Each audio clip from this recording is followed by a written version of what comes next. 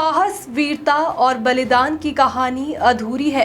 जाबाज वीर योद्धा विक्रम बत्रा के बगैर भला प्रदेश सहित देश का ऐसा कौन सा नागरिक है जो परमवीर विक्रम बत्रा को जानता ना हो। देवभूमि के लाल के बलिदान को दर्शाती फिल्म शेरशाह ने एक बार फिर उस योद्धा को हमारे दिलों में जिंदा कर दिया।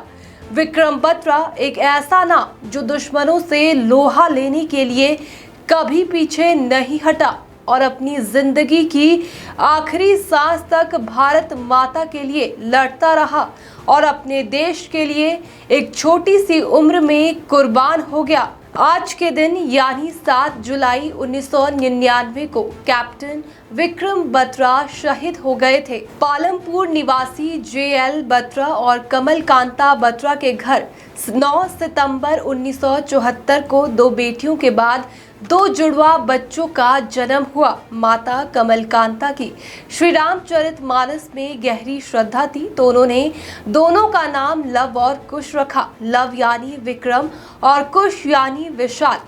पहले DAV स्कूल फिर सेंट्रल स्कूल पालमपुर में दाखिल करवाया गया। सेना छावनी में स्कूल होने से सेना के अनुशासन को देख और पिता से देश प्रेम की कहानियां सुनने पर विक्रम में स्कूल के समय से ही देश प्रेम प्रबल हो उठा। जमा 2 तक की पढ़ाई करने के बाद विक्रम चंडीगढ़ चले गए और DAV कॉलेज चंडीगढ़ में विज्ञान में स्नातक की पढ़ाई शुरू कर दी।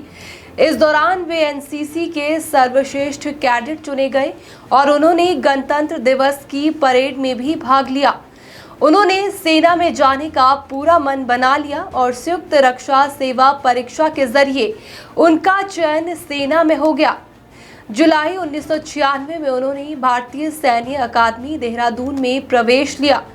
दिसंबर 1997 में प्रशिक्षण समाप्त होने पर उन्हें 6 दिसंबर 1997 को जम्मू के सोपेर नामक स्थान पर सेना की 13 जम्मू कश्मीर राइफल्स में लेफ्टिनेंट के पद पर नियुक्ति मिली।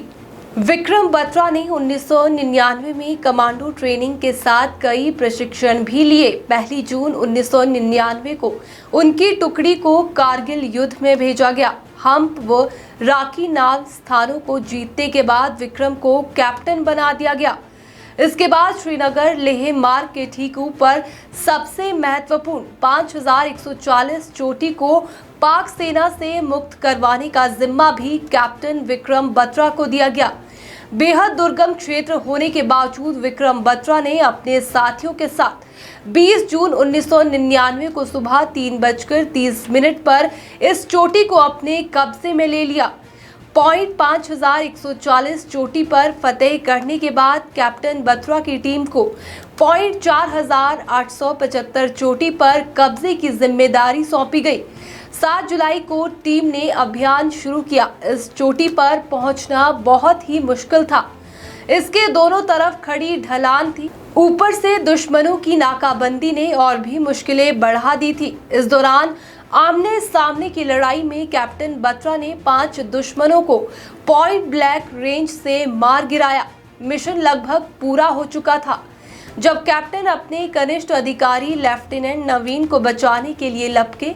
लड़ाई के दौरान एक विस्फोट में लेफ्टिनेंट नवीन के दोनों पैर बुरी तरह से जख्मी हो गए थे। जब कैप्टन बत्रा लेफ्टिनेंट को बचाने के लिए पीछे घसीट रहे थे तब उनकी छाती में गोली लगे और वे जय माता दी कहते हुए वीर गति को प्राप्त हो गए। कारगिल के हीरो विक्रम बत्रा की बात हो रही है तो डिम्पल चिम्मा को हम कैसे भूल सकते हैं। डिम्पल चिम्मा शहीद विक्रम बत्रा की मंगेतर है। 4 सालों से डिम्पल और विक्रम बत्रा एक दूसरे के संपर्क में थे। कारगिल युद्ध के बाद इन दोनों का विवाह भी होने वाला था, लेकिन कारगिल युद्ध में विक्रम की मृत्यु हो जाने के कारण डिम्पल चिम्मा ने कभी शादी न करने का फैसला लिया। शहीद विक्रम बत्रा को उनके मरणोपरांत साल 1999 में सेना के सर्वोच्च सम्मान वीर चक्र से सम्मानित किया गया था। आज भी हिमाचल का वो वीर सपूत हम सभी के दिलों में जिंदा है और देश प्रेम की ऐसी मिसाल है जो शायद ही कभी कोई बन पाएगा।